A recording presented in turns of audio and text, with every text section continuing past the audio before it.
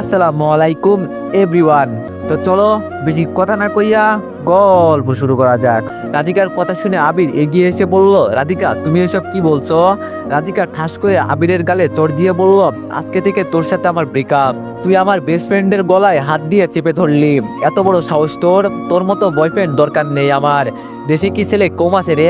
Boyfriend গেলে boyfriend পাবো, কিন্তু বেস্ট ফ্রেন্ড গেলে বেস্ট ফ্রেন্ড কখনো খুঁজে পাবো না। রিফাত প্লিজ আমাকে মাফ করে দে। রাধিকার কথা শুনে আমার চোখ দিয়ে পানি পড়তে লাগলো। ও কি বললো আজকে? আর আমি রাধিকাকে ভুল বুঝছি? রাধিকার চোখের পানি মুছে বললাম, থাক আমার জন্য কান্না করিস না, আমি আসি না তোর পাশে। ছেড়ে দেবো কেন? আবির শুধু বোকার মতো দাঁড়িয়ে আছে। মিষ্টি রিমি ম্যাডামকে বলল, আজ থেকে আরেকজন আমার জায়গায় আপনাদের সাহায্য করবে, এখন আপনারা যেতে পারেন। আর যদি কোনো অভিযোগ থাকে আমাকে জানাবেন, ঠিক আছে? আমরা তিনজন মিলে সামনে হাঁটতে লাগলাম, আর ওরা সবাই চুপচাপ দাঁড়িয়ে আছে। রুমে যাওয়ার পর বিছানার উপর গিয়ে বসলাম, চুপ করে বিছানার এক কোণে মাথা নিচু করে বসলাম। আমরা মাঝে মাঝে যা চাই তা পাই না। ভালোবেসে গার্লফ্রেন্ড হারালাম, আর গার্লফ্রেন্ডের জন্য বাড়ি ছাড়লাম। এখন আবার বইয়ের জন্য জীবন থেকে আনন্দের মুহূর্তগুলো হারিয়ে ফেললাম। এই না হলো জীবন? হ্যাঁ, আমার থেকে কুত্তার জীবনও ভালো আছে আমি মনে করি। আচ্ছা, শান্তি কবে হবে? আমি মরলে কি শান্তি হবে? হয়তো হবে। রাধিকা আমার মাথায় হাত দিয়ে বলল, কি রে, কি চিন্তা করিস? আমি বললাম, কি আর চিন্তা করব, এখানে আসছিলাম একটু ঘুরতে, ভাবছিলাম এখানে এসে সবার সাথে মজা করব। মজা তো করতে পারলাম না, উল্টো সবার সাথে ঝগড়া করছি। রাধিকা বলল, এই কথা, ধুর, এই নিয়ে এখন আর এইসব চিন্তা করিস না, মন খারাপ করলে কি হবে বল? আমি বললাম, রাধিকা শোন, আমার জন্য তোর ক্ষতি হবে এটা আমি চাই না। দেখ, তুই আমার বেস্ট ফ্রেন্ড, তোরে এমনিও ছেড়ে যাব না, এত চিন্তা করিস না। আমার জন্য তুই চাকরি ছাড়বি কেন? আর আবিরের সাথে তোর এটা করা ঠিক হয় নাই। রাধিকা বলল, কি ঠিক আর কি ভুল এটা আমি ভালো করেই জানি, তোর শিখাতে হবে না। এমনি রিমি ম্যাডাম তোর সাথে খারাপ ব্যবহার করছে, এর মাঝে ও এসে আবার রিমি ম্যাডামের হয়ে কথা বলে, সাহস কত দেখছোস? আমি বললাম, কেউ কি চায় নিজের চাকরি চলে যাক? এজন্য হয়তো বসকে খুশি করার জন্য আমার সাথে এমন করছে। আমাদের কথার মাঝে মিষ্টি বলল, রাধিকা আপু তোমরা বসো, আমি তোমাদের জন্য খাবার নিয়ে আসছি। রাধিকা মিষ্টিকে বলল, তোমাকে যে কিভাবে ধন্যবাদ দিব বলার মতো ভাষা নেই। তুমি আজকে আমাদের জন্য যা করলে না, সত্যি আমার দেখে খুব ভালো লাগছে। আমি মিষ্টির দিকে তাকিয়ে বললাম, আমার জন্য করবে না তো কার জন্য করবে? আমি ওর দেশি মানুষ না? যদি রিমির পক্ষ নিয়ে কথা বলতো তাহলে ওর চুল আমি ছিঁড়ে ফেলতাম না। মিষ্টি বলল, আমার চুল আপনি ছিঁড়বেন? আপনার সাহস আছে? আমি বললাম, সাহস আছে কিনা দেখতে চাও? মিষ্টি বলল, হয়েছে, আর ঢং করতে হবে না, আপনি এখানে বসে থাকেন, আমি খাবার নিয়ে আসছি। আমি বললাম, মিষ্টি শোনো, একবার তুমি আরেকবার আপনি, তুই কতভাবে বলবে বলো? হ্যাঁ, হয় তুই না হলে আপনি বলে ডাকবে, ঠিক আছে? মিষ্টি মুখ বাঁকিয়ে বলল, আমার যা ইচ্ছা তাই বলে ডাকবো, আপনার কোনো সমস্যা? আমি বললাম, না, আমার আবার কোনো সমস্যা হবে কেন? মিষ্টি বলল, তাহলে চুপ করে বসে থাকেন। এই কথা বলে মিষ্টি চলে গেল। এবার রাধিকা আমাকে বলল, তাহলে এখন তুই কি করবি চিন্তা করলি? আমি বললাম, অনেক বড় কিছু করব, তবে ওর সাথে এমন কিছু করব যা ও চিন্তাও করতে পারবে না। রাধিকা বলল, তা কি করবি শুনি একটু বলতো। আমি বললাম, তোর বাবা কোথায় চাকরি করে বলতো। রাধিকা বলল, কেন, কি করতে চাস? আমি বললাম, ওনার সাথে দেখা করতে হবে, খুব গুরুত্বপূর্ণ একটা দরকার আছে। রাধিকা বলল, তাহলে কি যাবি বাবার কাছে? আমি বললাম, যাব, এখান থেকে ঘুরে ফিরে পরের দিনই তোর বাবার সাথে দেখা করব। রাধিকা বলল, আচ্ছা ঠিক আছে, আমি বাবাকে বলে দিব যে আমরা আসছি। মিষ্টি বলল, আমি কি ভিতরে আসবো? আমি বললাম, আরে মিষ্টি, তোর রুম, তোদের বাসা, তুই আসবি না তো কে আসবে? মিষ্টি আমাদের সামনে খাবার রেখে বলল, নে আগে খেয়ে নে, অনেক কথা হয়েছে। আমি খেতে খেতে বললাম, রাধিকা দেখ, আমি আবারও বলছি, আমার জন্য তোর ঝগড়া করতে হবে না, তুই ওদের সাথে মিলেমিশে থাকতে পারিস। রাধিকা বলল, তুই যদি আবার একবার এই বিষয় নিয়ে কথা বলিস তোর আমি 12টা বাজাবো। আমি বললাম, আচ্ছা বাবা, সরি, তোর যা ইচ্ছা হয় তুই তাই কর। খাবার শেষ হওয়ার পর মিষ্টি রাধিকাকে বলল, আপু আপনি আমার সাথে চলেন, এখন থেকে আপনি আমার সাথে থাকবেন। এই কথা বলে মিষ্টি রাধিকাকে নিয়ে চলে গেল। যাওয়ার আগে রাধিকা বলে গেল, সাবধান, এখন আর কোনো ঝগড়া করবি না, ঠিক আছে?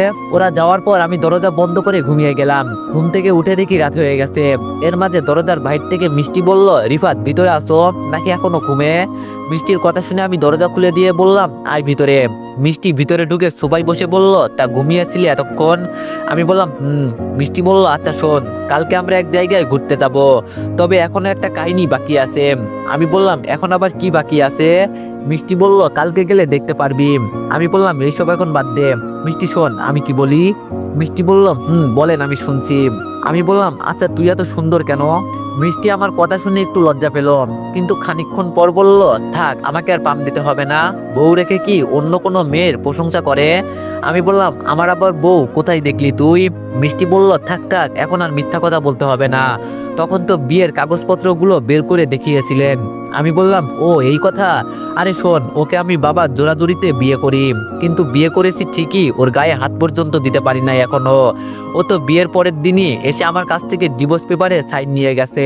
এখন শুধু 6 মাসের বাকি, পরে ওর সাথে সত্যি সত্যি ডিভোর্স। মিষ্টি বলল, আপনার বাবা আপনার সাথে এমন করলেন কেন? আমি বললাম, আমার বাবা খুব রাগী মানুষ, উনি যা বলেন তাই করেন, এজন্য আমার বিয়ে করতে হয়েছে। মিষ্টি বলল, তার মানে এই মেয়ে আপনার বউ ছিল? আমি বললাম, বাদ দে, এইসব কথা বলে আমি আর সময় নষ্ট করতে চাই না। মিষ্টি বলল, আপনি তখন বললেন যে ওর উপর আপনি প্রতিশোধ নিবেন, তবে আমার এতটা খারাপ লাগছে তখন দেখলাম ওই মেয়ে আপনাকে লাথি মেরে নিচে ফেলে দিল। আমি হাসি দিয়ে বললাম, আজকে তো শুধু আমাকে লাথি দিয়েছে, কিন্তু যদি কোনোদিনও সুযোগ পাই না তাহলে আমার বুকে ছুরি ঢুকিয়ে দিবে। তবে এখন অনেক বড় একটা কিছু করব। মিষ্টি বলল, আমি কি এখন যাব? আমি বললাম, এত তাড়াতাড়ি গিয়ে কি করবি? আর রাধিকা কোথায়? মিষ্টি বলল, ও তো রুমে বসে ফোন নিয়ে বিজি, একটু পর পর ওই ছেলে ওকে কল দিচ্ছে, এজন্য আমি উঠে চলে আসছি। আমি বললাম, ভালো কাজ করছোস। আচ্ছা মিষ্টি, তোরে একটা কথা বলবো। মিষ্টি বলল, জি বলতে পারেন। আমি বললাম, তোর কি বয়ফ্রেন্ড আছে? মিষ্টি বলল, আরে কি যে বলেন না আপনি, কাজ করতে করতে জীবন শেষ, আবার এইসব আজব জিনিস থেকে কি করব? আমি বললাম, হঠাৎ করে কেউ যদি তোরে বলে যে সে তোরে পছন্দ করে, তাহলে কি করবি? আমার কথা শুনে মিষ্টি একটু লজ্জা পেয়ে বলল, তখনকার বিষয় তখন দেখা যাবে। আমি বললাম, মনে হচ্ছে জানো আমার কথা শুনে তুই লজ্জা পেলি। মিষ্টি বলল, আপনাকে বলছে আমি লজ্জা পাচ্ছি, আর আপনি কি এমন বললেন যে আমি লজ্জা পাচ্ছি? আমি বললাম, হঠাৎ কোনো একদিন বলেই দিব, কিন্তু এখন নতুন কিছু চিন্তা করছি। মিষ্টি বলল, তা কি বলবেন শুনি? আমি বললাম, এই তো বলবো যে তুমি খুব সুন্দর, আমি তোমার প্রেমে পড়ছি, তোমার মতো মেয়ে পেলে আর কিছু লাগবে না, তুমি লক্ষ্মী বউ হবে, এইসব বলবো। মিষ্টি বলল, জান আপনি যে কি কথা বলেন। আমি বললাম, কেন, আমি কি উল্টাপাল্টা কথা বলছি নাকি? মিষ্টি বলল, উল্টাপাল্টা কথা না হলেও অনেক পাকনা পাকনা কথা বলেন আপনি। আমি বললাম, তোমার মোবাইলটা দাও তো একটু। মিষ্টি বলল, কেন, ফোন দিয়ে কি করবেন? তুই থেকে তুমি কেন? আমি বললাম, আমার যখন যা ইচ্ছা তাই বলবো, এখন ফোনটা দাও। মিষ্টি বলল, কি করবেন এটা তো বলেন। আমি মিষ্টির চোখের দিকে তাকিয়ে বললাম, আমি কি করব তুমি কি বোঝো না? মিষ্টি চোখ নিচু করে বলল, আপনি এমন কেন বলেন? আমি বললাম, কেমন আমি বলো শুনি। মিষ্টি আমার হাতে ফোন দিয়ে বলল, নেন, আমি এত কিছু বলতে পারবো না। মিষ্টির কাছ থেকে ফোন নাম্বারটা নিয়ে সেভ করে বললাম, যদি কল আসে তো ফোনটা রিসিভ করবে ম্যাডাম, নাকি আমার মতো কেউ এভাবে আপনার কাছ থেকে ফোন নাম্বার নিয়ে নিয়েছে? মিষ্টি বলল, সাহস আছে কারো আমার ফোন আমার অনুমতি ছাড়া হাতে নিবে? আমি বললাম, তাহলে আমাকে দিলে কেন? মিষ্টি বলল, আরে আপনার হিসাব আলাদা। আমি বললাম, যেমন বলো শুনি। মিষ্টি দাঁড়িয়ে দরজার কাছে গিয়ে বলল, আপনি এত কথা বলেন কেন? একটু চুপ থাকতে পারেন না? আমি বললাম, আমাকে একা রেখে চলে যাবে? মিষ্টি বলল, আমি আবার কোথায় যাব? আমি বললাম, এই যে রুমে চলে যাচ্ছেন। মিষ্টি বলল, তো আপনাকে কি আর ঘুম পাড়িয়ে দিতে হবে নাকি? আমি বললাম, দিলে তো ভালোই হয়। মিষ্টি বলল, পা ভেঙে দিব একদম, চুপচাপ ঘুমিয়ে পড়েন। এই কথা বলে মিষ্টি হাসতে হাসতে চলে গেল। বিছানায় শুয়ে শুয়ে চিন্তা করছি, আজকেও যদি আমার বউ আমাকে মেনে নিত তাহলে ওর সাথে কতই না জমিয়ে প্রেম করতে পারতাম, কিন্তু ও আমার মন থেকে উঠে গেছে। একবার মন থেকে যে উঠে যায় তার কথা আমি দ্বিতীয়বার আর চিন্তা করি না। তবে এখন চিন্তা ভাবনা করছি, যদি আমার আরেক বিয়ে করতে হয় তাহলে মিষ্টিকেই করব। ও মেয়েটা যেমন হোক আমার কথা তো শোনে, তবে আর যাই কিছু বলি না কেন, সত্যি ওর মনটা অনেক অনেক ভালো। এইসব চিন্তা করতে করতে ঘুমিয়ে গেলাম। সকালে সূর্যের আলোয় ঘুম ভাঙলো। ঘুম থেকে উঠে একটু বাইরে হাঁটতে বের হলাম। রুম থেকে বের হয়ে একটু সামনে গিয়ে দেখি রিমি ম্যাডাম হাঁটাহাঁটি করছে। আমার সামনে এসে রিমি ম্যাডাম একবার দাঁড়িয়ে আমার দিকে তাকিয়ে বলল, মনে হয় আজকের দিনটাই খারাপ যাবে, কেন যে সকালে বের হতে গেলাম। আমিও কম দিছে, ও বলতে পারলে আমি বলতে পারবো না কেন?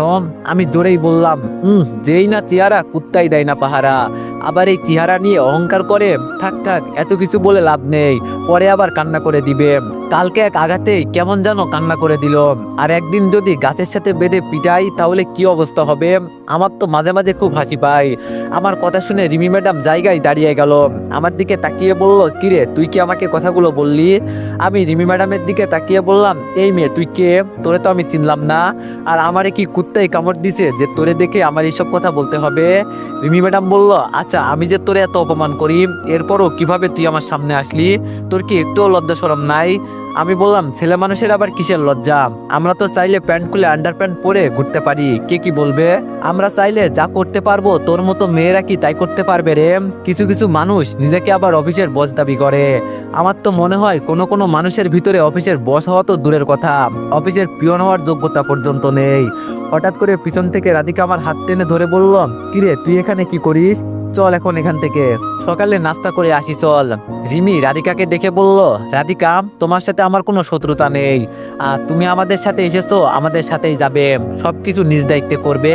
তোমার বাবার সাথে আমার কথা হয়েছে, উনি বলেছে তুমি হয়তো ভুল করেছো। থাক এইসব কথা বলে আর সময় নষ্ট করতে চাই না, আজকে বিকালে আমরা রওনা দিব। পরে ওই সেই দিনের মতো হোটেলে থেকে রাতটা পার করে চলে যাব। আর আমার অফিসে যদি একটা পিয়ন চাকরি করে তবে সে আমার অফিসের কেউ, ঝগড়া থাকলে আমাদের মাঝে আছে, তাই বলে অফিসের স্টাফদের মাঝে না। সময় মতো সবাইকে রেডি থাকতে বলবে। আমি রিমির দিকে তাকিয়ে বললাম, এই মেয়ে তোর কি মনে হয় আবার আমি তোর বোকা বোকা কথায় ফেসে যাবো?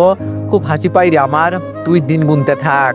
1 মাসের ভিতরে যদি তোরে আমি কিছু করতে না পারি তাহলে আমাকে আর তুই দেখতে পারবি না, এই বলে দিলাম। রিমি ম্যাডাম বলল, ও তাই নাকি? আরে 1 মাসে কে কি করতে পারে?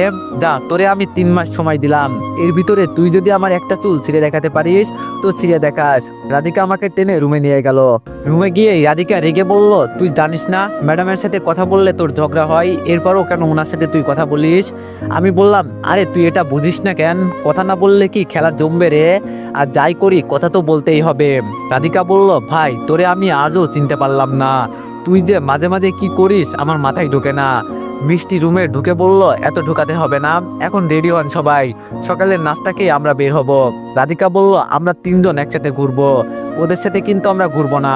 উত্তরে মিষ্টি বলল, রাধিকা আপু আপনি এটা ভুলে যাবেন না, এটা আমার এলাকা, এখানে আমি 5 বছর ধরে চাকরি করি, আর আপনারা তো আমার কাছের মানুষ, আপনাদের সম্মান কিভাবে বাঁচাতে হয় তা আমার জানা আছে। আমি মজা করে মিষ্টিকে বললাম, আমরা কি শুধু তোমার কাছের মানুষ, এর বাইরে আর কিছু না?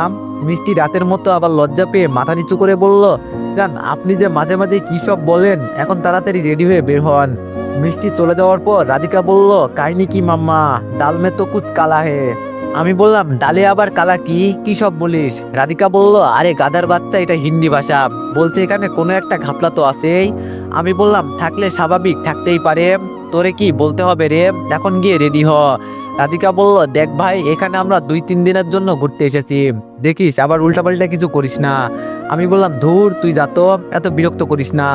আমার কথা শুনে রাধিকা চলে গেল। রাধিকা যাওয়ার পর রেডি হয়ে রুম থেকে বের হলাম। রাধিকা আর মিষ্টি আসার পর আমরা নাস্তা করে গাড়ি নিয়ে বের হলাম। কিছুটা সামনে যেতেই দেখি আমাদের অফিসের স্টাফদের গাড়ি, ওরাও হয়তো ঘুরতে বের হয়েছে, এবারই মিশন শুরু হবে।